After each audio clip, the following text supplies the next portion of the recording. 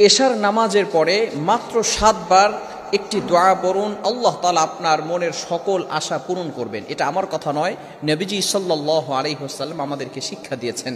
অনেকেই বলেন যে সকল আশা আল্লাহ তাআলা কিভাবে পূরণ করবেন, ভালো করে মনে রাখেন এটা অনেক সময় সাহাবায়ে কেরাম জিজ্ঞেস করতেন এবং নবীজি সাল্লাল্লাহু আলাইহি সাল্লামের উত্তর দিতেন। অনেক সময় সাহাবায়ে কেরাম বলতেন, ইয়া রাসূলুল্লাহ, ইয়া হাবিবাল্লাহ, আপনি আল্লাহর কাছে দোয়া করেন আল্লাহ তাআলা যেন আমাকে সম্পদের মালিক বানিয়ে দেন, আল্লাহ তাআলা যেন আমাকে একটু সচ্ছলতা দান করেন। এটা অনেক সময় সাহাবায়ে কেরাম বলতেন এবং নবীজি সাল্লাল্লাহু আলাইহি সাল্লাম এমন কিছু আমল শিক্ষা দিতেন।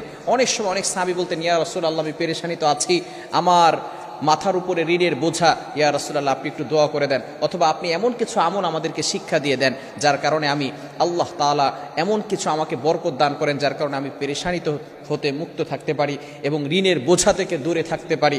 এভাবে রাসূলুল্লাহ সাল্লাল্লাহু আলাইহি ওয়াসাল্লাম বিভিন্ন সময় কিছু আমল আমাদেরকে বলে দিতেন। সুতরাং এশারের নামাজের পরে ৭ বার এই দোয়াটি পাঠ করলে আল্লাহ তাআলা আপনার মনের আশা পূরণ করবেন। শুধু তাই নয়, এই দোয়াটি ৭ বার পড়ার পরে আপনি আল্লাহ তাআলার কাছে যা চাইবেন এই দোয়াটা আল্লাহ তাআলা কখনো ফিরিয়ে দিবেন না। বলেন সুবহানাল্লাহ। এজন্য অবশ্যই আমরা এই দোয়াটা পড়ার চেষ্টা করব। নবীজি সাল্লাল্লাহু আলাইহি ওয়াসাল্লাম সকাল সন্ধ্যার কিছু আমল করতেন। ফজরের নামাজের পরে আমল করতেন, মাগরিবের নামাজের পরে আমল করতেন, ইশারের নামাজের পরেও তিনি আমল করতেন। সুতরাং ইশারের নামাজের পরে আমরাও এই আমলটা ৭ বার করে পড়া আজকে থেকে শুরু করে দিব।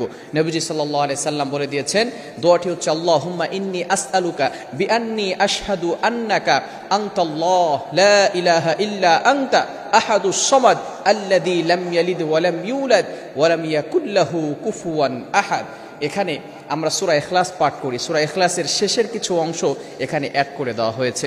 এখানে আল্লাহ তাআলার শেষের দিক দিয়ে আল্লাহ তাআলার প্রশংসা করা হয়েছে, অর্থাৎ আল্লাহ তাআলার কাছে কিছু চাওয়ার পরে অথবা শুরুর দিক দিয়ে যদি আল্লাহ তাআলার প্রশংসা করা হয়, আল্লাহ তাআলা ওই বান্দার প্রতি স্যাটিসফাই হয়ে যান, আল্লাহ তাআলা ওই বান্দার প্রতি খুশি হয়ে যান। আমরা প্রতিনিয়ত যে কাজগুলো করছি আল্লাহ তাআলাকে স্যাটিসফাই করার জন্য করছি, আল্লাহ তাআলাকে সন্তুষ্ট করার জন্য করছি।